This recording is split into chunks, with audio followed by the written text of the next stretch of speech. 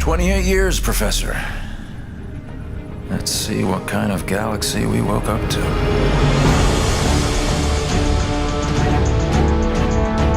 We had a very specific story we wanted to tell, and in particular, new characters that we wanted to introduce. And I think RTS players have higher expectations from story, and we wanted to make sure we did that in the strongest way possible.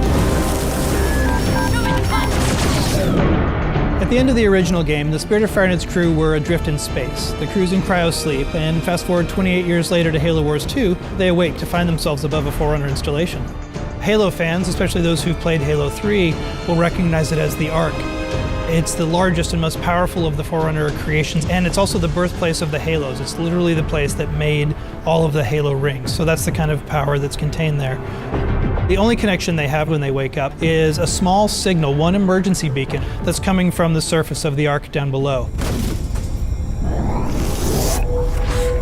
We wanted to put everybody in this position where things are different, things are new, no one's really sure what's going on. You know, Isabel is a very different kind of AI. She is a logistics AI. She's not a military AI. She is not like a Cortana or a Serena. She shows up in a way that we haven't seen AIs behave in Halo before. She's freaked out. She's seen all of her friends die. She's seen her outpost destroyed. She's a little trepidatious, does not want to stick around. She warns them that something bad is still on the Ark and that they need to run away.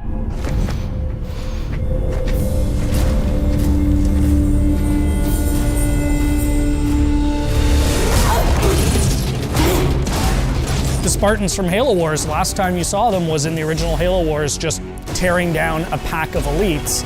And here are those same Spartans being taken apart by one guy. Who is this guy? They meet Atriox for the first time. He surprises them. The Spartans expect a brute, they get much more than a brute in Atriox.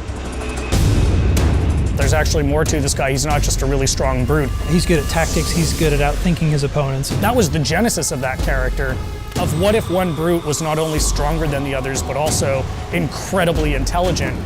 Atriox is something the universe hasn't seen before. The fact that he can surprise and then beat 3 Spartans in hand-to-hand combat sets the stage for who's in charge of the Banished and the kind of threat they pose.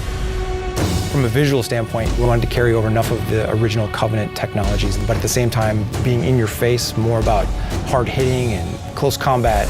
You know what a Wraith does if you've played Halo, but you've never seen a Wraith look like this before. Lots of layered armor, lots of ramming spikes, things that spoke to a brute's sensibilities and aesthetic choices. This is who they're going to have to fight. This is who Captain Cutter has to beat.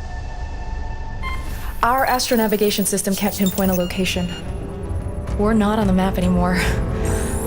But as the captain of this ship, he is 28 years out from his last set of orders. Like, what do you do when you are supposed to report into this hierarchy, but you literally haven't seen them for almost 3 decades? We didn't drift out of the galaxy in 28 years, Professor. The crew wakes up, they have no idea what's going on, and he comes across this massive banished force. He's always chosen his crew over his own advancement. They've been through hell and back, and they wake up in this universe they don't understand, and he's going to do whatever he needs to do to protect his crew. And that sets off a really fascinating face-off.